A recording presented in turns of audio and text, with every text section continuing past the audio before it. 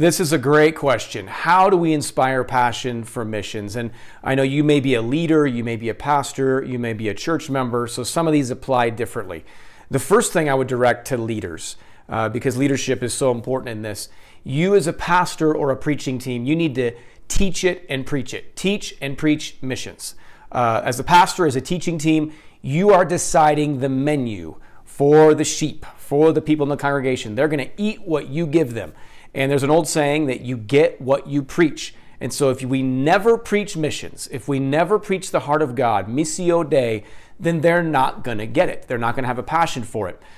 This needs to be on Sunday. I would suggest a yearly emphasis. If it's a missions convention or a missions month or a missions night, whatever it may be, and something that's more than just we have Mexican food and Chinese food. Okay, that's great. I love both those kinds of foods, but most people don't come out of Taco Bell having a passion for the Mexican people. It's really a bad example because that's not good Mexican food, but you get what I'm saying. It needs to be more than that. It needs to be passionate. I would suggest also a missions class. What are you doing to systematically teach your people about the heart of God for the nations? When you say missions, a number of things may come to people's minds. And so are you defining that biblically? Are you teaching that to people? Otherwise, everyone will be all over the map or people won't care. Perspectives is a great class. Harvest Connection through Howard Foles at Ames is a great class. There's many options out there. What are you doing to preach and teach missions? Second thing is have a missionary. Have a missionary. Now, I know you're saying, well, that's self-serving, Ryan. That's why you did this video, because you're a missionary. Listen to me. I was a missions pastor. I haven't always been a missionary. Cats produce cats. Puppies produce puppies. That is a profound statement. What I'm saying here is there's a grace released on people for missions when a missionary comes because he has that grace on him. A prophet received in the name of a prophet receives a prophet's reward. And the fivefold gifts that are mentioned in Ephesians 4, it says that they're all there to equip the body. And so if you want your people to be passionate about evangelism, hey, you as a pastor can teach and preach that, but you need to have an evangelist come. They're the ones that have that grace, and that will be released. Missionaries really are apostolic in function. And when a missionary comes, that grace is released on people. Now I know, well, I've had a boring missionary. I don't want to have a boring missionary. Well, prep them, tell them, don't have a boring missionary. There's great missionaries out there. Have a person that can come in and share that passion. Thirdly, let people see the mission field. That means getting out there, going on a missions trip, seeing the harvest.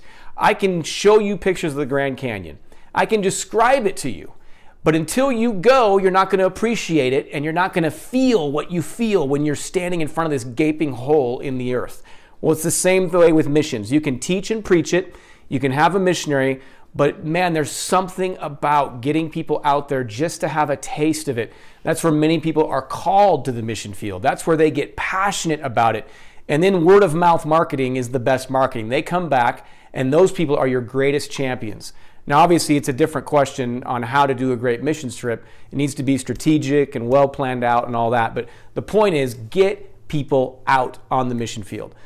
Fourth, I would say, let people know who they're giving to and what they're giving to. Your church may have, there's all kinds of different methods of church giving. And so the problem, though, is if people don't know who they're supporting, then they obviously don't care about that. They don't know what their money's going to.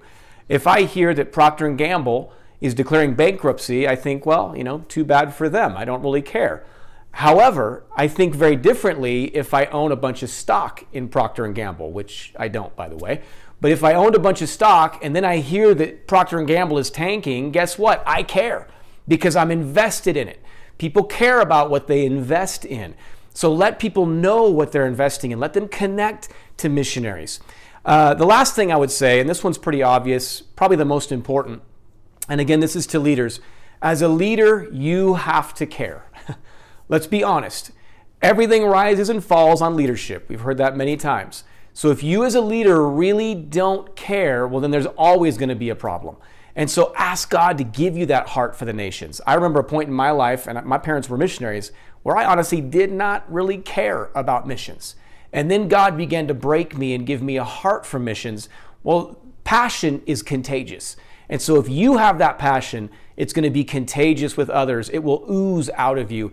And so I pray that God would fill your heart with a passion for missions because his heart is very passionate about it.